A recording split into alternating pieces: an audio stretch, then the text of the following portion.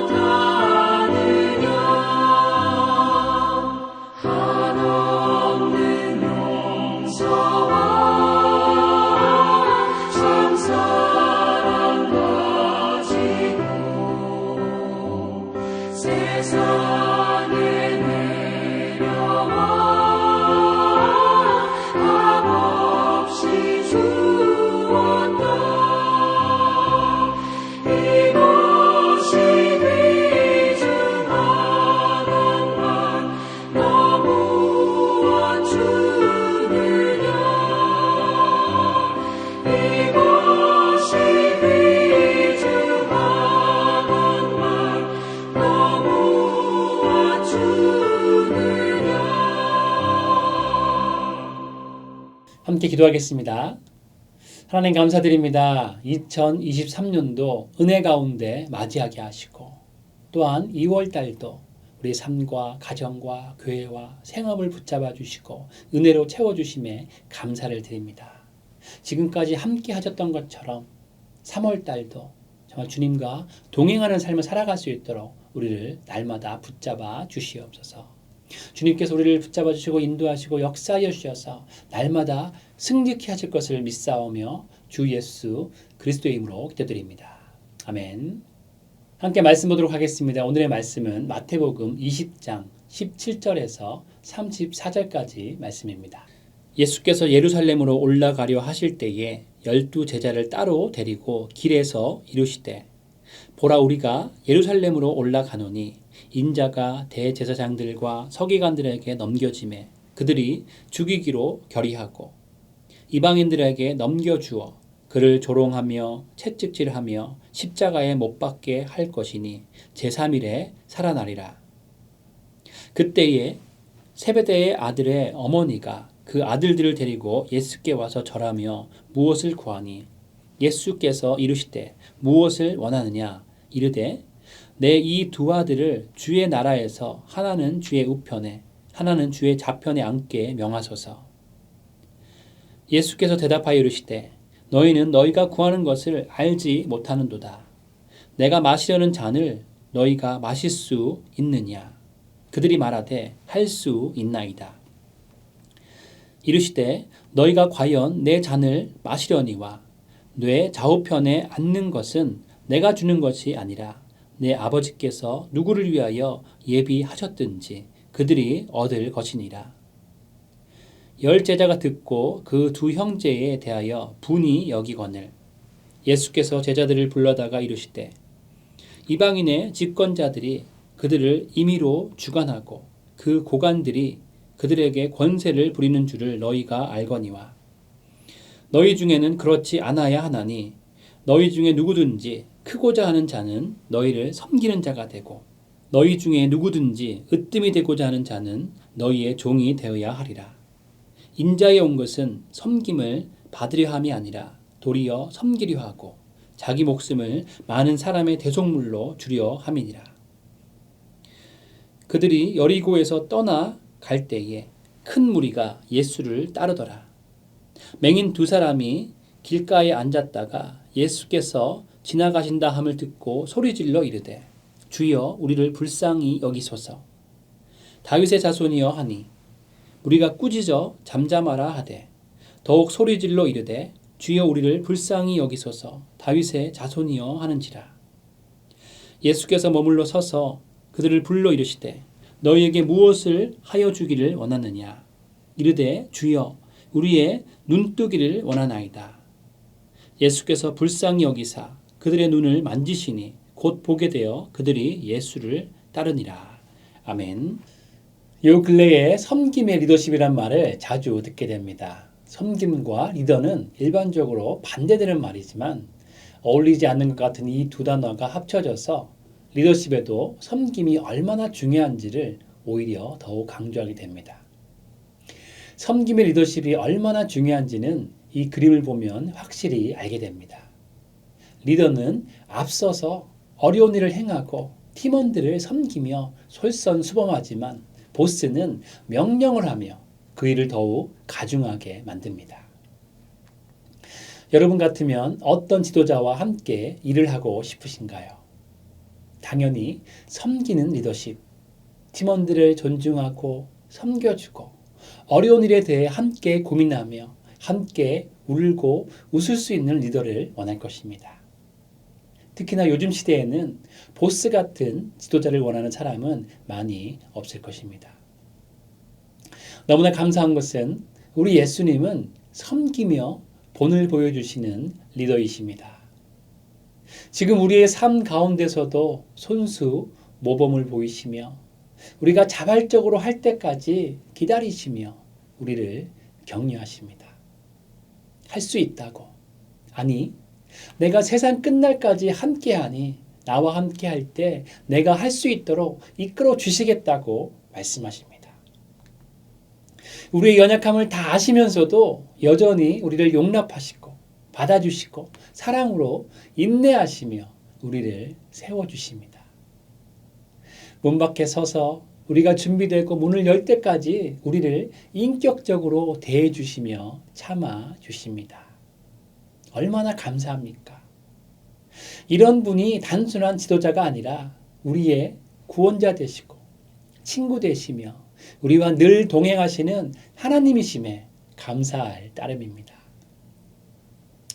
더 나아가서 예수님은 우리에게 모든 것을 주시기 위해 이 세상에 오셨습니다. 마태복음 전체를 보면 예수님은 십자가를 향해 예루살렘으로 가시면서 제자들을 따로 불러 3번이나 순환 예고를 하십니다. 마태복음 16장 21절에서 베드로의 신앙 고백 이후에 예루살렘에 올라가면 장로들과 대제사장들과 서기관들에게 많은 고난을 받고 죽임을 당할 것이고 그리고 제3일에 부활할 것을 말씀하시죠. 두 번째로 마태복음 17장 22절에서 23절을 보면 갈릴리에 가셨을 때 또다시 인자가 장차 사람들의 손에 넘겨지고 죽임을 당한 후에 제3일에 부활하실 것을 말씀하십니다.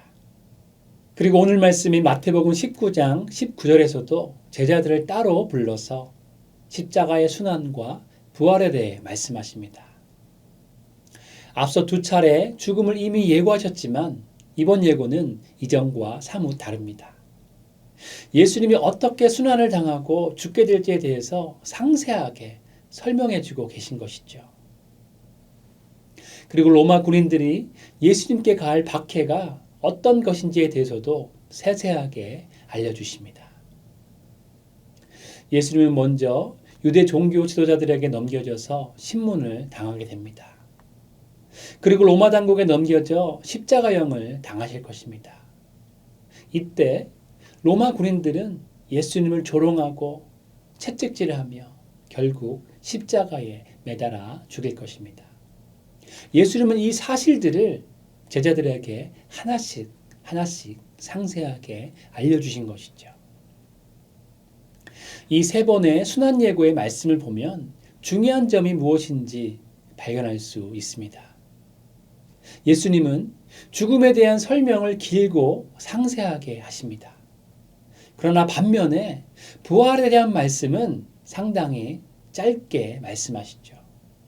여기에는 역설이 숨겨져 있습니다. 신이신 예수님이 죽는다는 것은 상상도 하기 어렵고 믿지 못할 일이기 때문에 길고 차근차근하게 제자들에게 말씀하십니다. 그러나 반대로 하나님이신 예수님이 부활하신다는 것은 너무나 당연한 일이기 때문에 짧게 말씀하고 마치신 것이죠. 그리고 19절에 조롱하다라는 단어의 원어의 뜻을 보게 되면 예수님의 마음이 얼마나 겸손하신지 어느 정도까지 우리를 섬기시기를 원하시는지 알 수 있습니다. 조롱하다라는 단어의 원어의 뜻은 인격을 손상시키다, 수치스럽게 하다, 잔인하게 놀리다라는 뜻입니다. 예수님은 단순히 십자가에 죽으신 것이 아니라 정말 말도 안 되는 조롱을 받으시며 죽으실 것을 아시면서도 십자가를 향해 예루살렘으로 가신 것입니다. 예수님은 본인의 정체성을 분명히 아셨습니다. 하나님의 본체이시고 하나님의 독생자이시지만 이 땅에 오신 목적이 사람들을 섬기러 오셨음을 확실히 아셨습니다.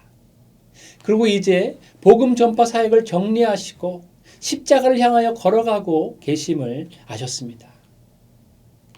하나님이시지만 조롱과 모진 고초를 당하시며 험한 십자가를 지실 것을 아셨습니다. 그리고 제자들에게 그 최종 사역에 대해서 너무나 세심하게 말씀하시며 가르치시고 계신 것이죠. 말로는 다 표현할 수 없는 고난과 역경이 기다리고 있었지만 확실한 사명을 붙잡고 계셨기에 예수님은 다른 길은 절대로 바라보지도 않으신 것입니다.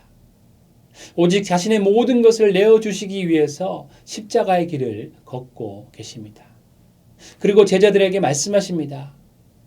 오리를 함께 가자 하면 십리를 함께 가라. 겉옷을 달라 하면 속옷까지 내어 주어라. 어린아이 한 명과 잃은 양 한 마리를 소중히 여기며 섬기는 삶을 살아라. 예수님은 참으로 겸손하신 분이십니다. 예수님은 섬김이 무엇인지 몸소 보여주셨습니다. 예수님은 자신의 모든 것을 우리에게 주시기 위해서 이 땅에 오셨습니다. 저는 오늘 이 말씀을 보면서 나는 어디까지 섬길 수 있는가라는 질문을 하게 되었습니다. 예수님의 값진 섬김을 통해서 구원을 얻은 나는 거저 얻은 새로운 삶으로 예수님의 발자취를 따르는 삶을 살아야 할 텐데 나는 어디까지 섬길 수 있는가? 나는 나에게 보내주시고 맡겨주신 영혼들을 얼마나 섬길 수 있는가? 이런 질문을 나 자신에게 던질 때 부끄러움이 생깁니다. 예수님처럼 더 섬기고 예수님처럼 더 주는 삶을 사는 것이 예수님이 우리에게 원하시는 삶일진데 더 모으려고, 더 가지려고, 더 좋은 것만 구하며 살고 있지 않은가 하는 생각이 들었습니다. 여러분들도 오늘 말씀을 묵상하시면서 어떻게 하면 내가 예수님을 더 닮아갈 수 있는지, 어떻게 하면 예수님처럼 섬기며 살 수 있는지 고민해 보시는 하루가 되시기를 바랍니다. 오늘 본문 말씀을 보면서 또 한 가지 생각나는 질문은 나는 예수님께 무엇을 구하고 있는가라는 질문입니다. 20절 말씀은 그때에 라고 시작합니다. 그때에 라는 이 연결구는 앞의 상황이 벌어진 직후에 일어나고 있는 일임을 말하는 것입니다. 예수님께서 십자가의 순환에 대한 말씀을 세 번째 하고 계시는 그때에 그 중요한 상황에 무슨 일이 일어나고 있습니까?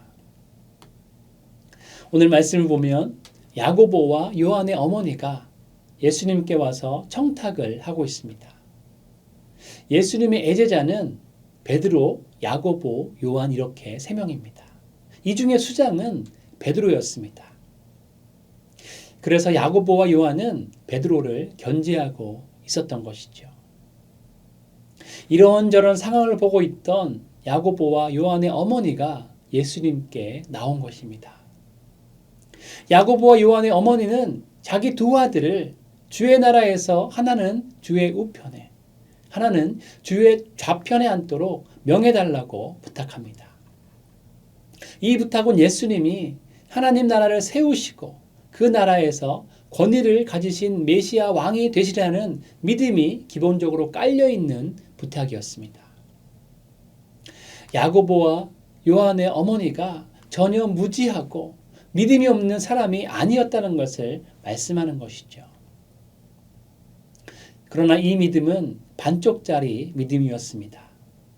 이 믿음은 세속적 야망이 섞여 있는 믿음이었습니다. 메시아 예수님의 좌편과 우편에 앉는다는 것은 왕 다음에 최고의 지위를 누리는 것을 의미하기 때문입니다. 그렇기 때문에 야고보와 요한의 어머니는 로마 제국에서 메시아 예수님의 왕국으로 정권이 교체될 때 두 아들이 막강한 정치 권력을 누리기를 바라는 마음을 담고 이 부탁을 하고 있는 것이지요. 그리고 여기서 더 주의 깊게 봐야 하는 부분이 있습니다. 22절 말씀을 해석해 보면 야고보와 요한도 같은 마음임을 알 수 있기 때문입니다. 야고보와 요한의 어머니의 부탁을 들은 예수님은 너희는 너희가 구하는 것을 알지 못하는도다 라고 말씀하십니다. 예수님의 이 말씀에서 너희는 2인칭 복수인데 예수님께서 2인칭 복수를 사용하신 것은 이 부탁이 어머니만의 극성이 아니라 어머니와 야고보와 요한이 공동으로 부탁하고 있는 내용임을 나타내고 있습니다. 예수님은 하나님의 진노의 잔을 마시는 대속적 죽음과 부활을 통해서 이 땅 가운데 하나님의 나라를 세우시고 이후에 승천하셔서 보좌에 오르십니다. 제자들도 예수님의 길을 따라가 그의 나라에 들어가게 될 것입니다. 예수님은 이런 고난과 죽음의 제자들을 염두에 두시고 내가 마시려는 잔을 너희가 마실 수 있겠느냐라고 물으시지만 이들은 이 질문의 뜻을 이해하지 못한 채 할 수 있나이다 라고 대답합니다. 이런 제자들의 대답에 예수님은 지금은 제자들이 이 질문을 이해하지 못하고 있지만 결국에는 그 뜻을 깨닫고 고난과 죽음의 제자들을 따르게 될 것이라는 의미로 너희가 내 잔을 마실 것이다 라는 예언을 하시는 것이죠. 그러나 안타까운 것은 상황이 여기서 끝나지 않습니다. 이 이야기를 들은 다른 제자들은 화가 났습니다. 나머지 10 제자가 야고보와 요한에 대해 분하게 여긴 이유는 이들도 비슷한 야망이 있었기 때문이죠.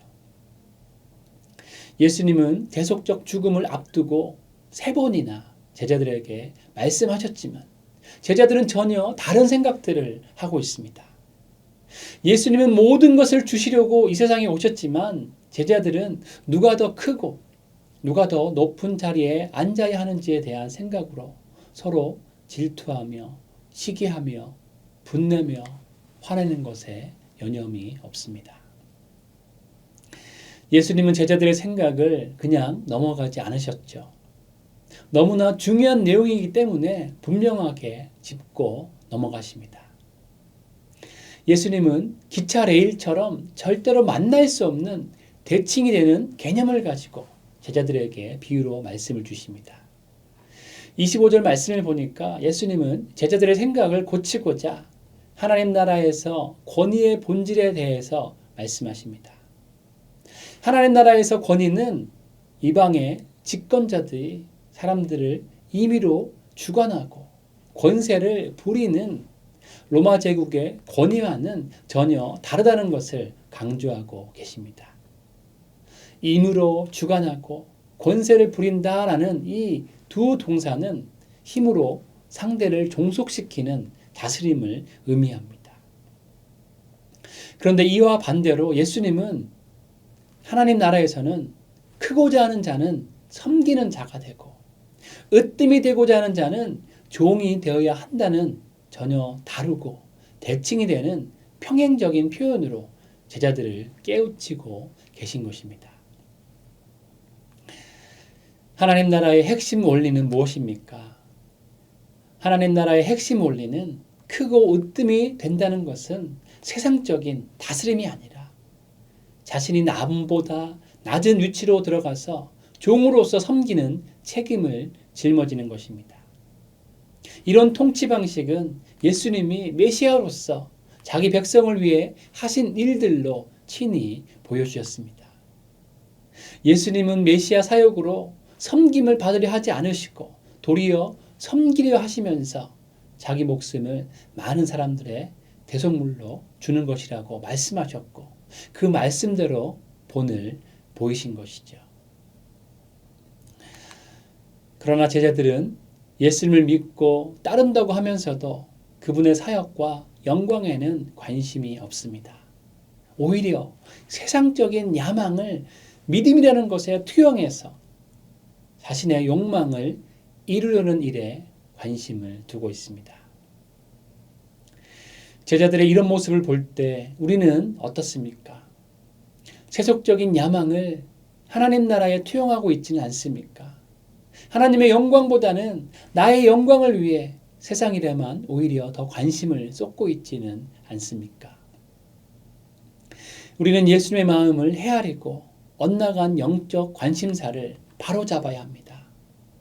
우리가 지금 예수님께 진정으로 구하고 있는 것이 무엇인지 예수님 앞에 솔직하게 나아가야 합니다. 솔직하게 나아갈 때 예수님께서 우리를 도우시기 때문이죠. 고난의 잔을 마실 수 있느냐의 질문에 그 뜻은 알지 못하지만 할 수 있다고 호기롭게 대답한 제자들을 바라보시면서 비록 지금은 알지 못하지만 시간이 흐른 뒤에는 고난의 잔을 감당할 것을 아셨기 때문에 예수님은 예언의 말씀으로 제자들을 세워주셨습니다. 마찬가지로 당장은 우리가 부족한 신앙을 가지고 있을지언정 하나님은 그것마저 사용하셔서 우리를 만들어 가시기 때문에 예수님께 솔직한 모습으로 나아가야 하는 것입니다. 십자가를 진 후에야 부활의 영광을 경험할 수 있습니다. 십자가 없이는 부활의 영광에 동참할 수 없습니다. 우리는 내가 원하는 세상의 것들을 구하는 것이 아니라 예수님을 구해야 합니다. 예수님이 내 안에 계시기를 간구해야 합니다. 예수님께서 내 안에서 역사하시고 예수님의 영광을 드러내는 삶을 살기를 간구해야 하는 것이죠. 예수님의 영광을 드러내는 삶을 살 때 하나님께서는 우리의 모든 것을 채우시고 책임져 주실 것입니다. 우리가 구하는 것이 하나님의 뜻 가운데 있는 것을 구하는 것이 되길 원합니다. 하나님의 뜻을 먼저 구함으로 다른 모든 것들을 더해 주시는 하나님의 놀라운 체험을 경험하시는 여러분 모두 되시기를 주님의 이름으로 축원드립니다. 마지막으로 오늘 말씀을 보면서 드는 또 한 가지 생각은 예수님은 당신을 만나고자 하는 이들을 외면하지 않으신다는 것입니다.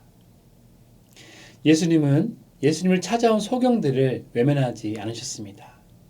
눈뜨기를 원한다는 이들의 답변에 예수님은 그들의 눈을 치유해 주셨습니다. 예수님은 우리의 상처를 아십니다. 무엇을 치유받아야 하는지 알고 계십니다.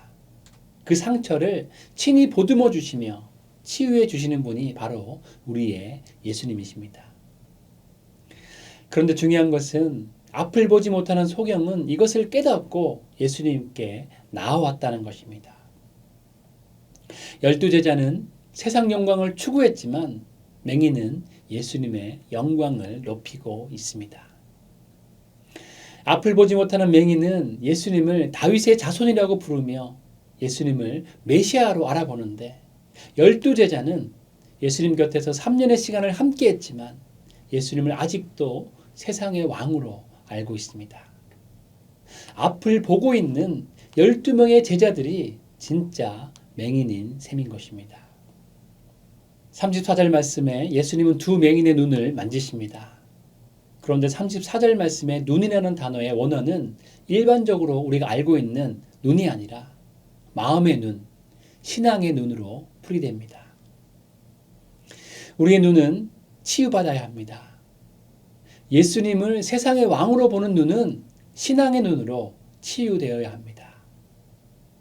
육체의 눈보다 더 중요한 것이 신앙의 눈이기 때문입니다.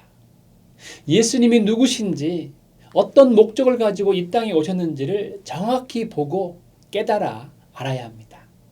이것이 예수님이 예루살렘 입성 전에 오늘 우리에게도 주시는 중요한 메시지인 것입니다. 말씀을 정리합니다. 예수님은 우리에게 모든 것을 주시기 위해서 이 땅에 오셨습니다. 그러나 제자들의 모습을 통해서 우리가 예수님의 영광을 구하고 있는 삶을 살고 있는지를 보게 됩니다. 어린아이를 세워두고 어린아이와 같은 믿음이 있어야 천국에 들어갈 수 있다고 말씀하신 것처럼 우리도 예수님을 신실하게 따르는 믿음이 필요합니다. 예수님처럼 나만을 위한 삶이 아니라 낮은 곳에서 섬기며 예수님의 사랑을 실천하는 삶을 살아야 하는 것입니다. 지금은 소천하신 한동대 초대 총장을 역임했던 김동길 전 총장님이 쓰신 책이 있습니다. 나이 들미 고맙다라는 책인데 이 책에 이런 내용이 있습니다. 나는 어릴 적 다니던 평양의 어느 교회에서 그런 할아버지를 본 적이 있습니다. 요즘은 풍금 페달을 발로 밟게 되어 있지만 당시만 해도 풍금 소리가 나려면 풍금을 연주하는 사람과는 별도로 누군가 풍금 뒤에 숨어서 페달을 손으로 돌려야만 했습니다. 내가 봤던 할아버지는 바로 그렇게 풍금 뒤에 숨어 손으로 페달을 돌리는 분이었습니다. 그 노인은 평생 그 일을 했습니다. 그러니 아무도 그분을 알아주지 않았습니다. 사람들이 주목해 보는 이는 풍금을 치는 예쁜 아가씨일 뿐. 더구나 예배 시간에 아름다운 풍금 소리가 울려 퍼질 때면 사람들은 모두 그 아가씨를 찾아가 예쁘다, 풍금을 잘 친다며 칭찬과 격려를 아끼지 않았습니다. 하지만 그 할아버지를 찾아가 수고하셨다고 말하는 이는 한 번도 본 적이 없습니다. 그러나 하나님만은 이 노인의 숨어서 하는 봉사를 어여쁘게 보셨을 것입니다. 그 노인이 숨어 페달을 손으로 돌리지 않는다면 예배가 제대로 드려지지 못했을 테니 말입니다. 그 노인이야말로 하나님 앞에서만 예배를 드린 참 신앙의 예배자였던 것입니다. 내 인생이 어느덧 겨울이라는 계절을 맞았기 때문일까요? 밖으로 멋있게 드러나는 모습, 사람들에게 그럴싸하게 보이는 모습이 사실은 아무것도 아님을 점점 더 실감하는 요즘입니다. 겉으로 대단해 보이는 일이 사실은 대단치 않은 이 진실 앞에 내게 남은 시간만큼은 그 옛날 풍금 페달을 돌렸던 소박한 할아버지처럼 하나님 앞에 살다가는 인생이고 싶어집니다. 내 이름을 알아주지 않고 내 모습이 빛나 보이지 않아도 그저 하나님이 보실 때 기뻐하실 그런 일을 조금이라도 할 수 있으면 좋겠습니다. 동네를 지나가다가 떨어진 휴지 한 뭉텅이 주워 쓰레기통에 버리고 구걸하는 내 형제들에게 1,000원짜리 한 장밖에 못 내밀더라도 그렇게 대단치 않은 일을 하나님 앞에서만 진실히 행하는 노인이고 싶습니다. 세상을 따뜻하게 만드는 것은 작은 섬김입니다.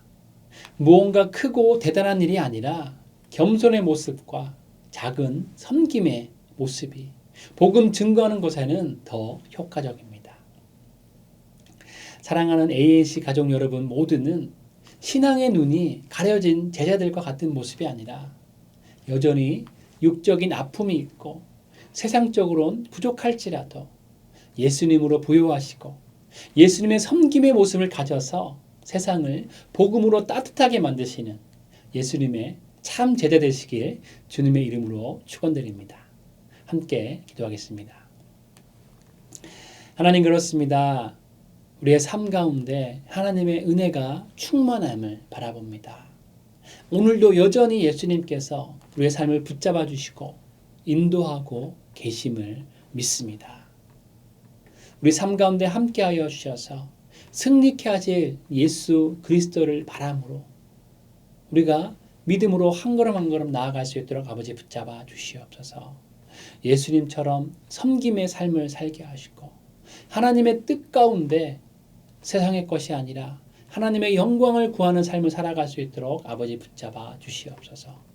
섬김의 모습으로 예수님의 사랑을 실천함으로 이 세상 가운데 예수님의 복음을 전하기를 소망합니다. 우리를 사용하여 주시고 말씀 충만으로 성령 충만으로 붙잡아 주셔서 예수님처럼 살아갈 수 있도록 오늘도 우리 삶 가운데 함께하여 주시옵소서. 우리를 이끌어 주시고 붙잡아 주시고 우리 삶 가운데 역사하실 주님을 바라보며 주 예수 그리스도의 이름으로 기도드립니다. 아멘. 함께 계속적으로 주님 앞에 기도하며 나가도록 하시겠습니다.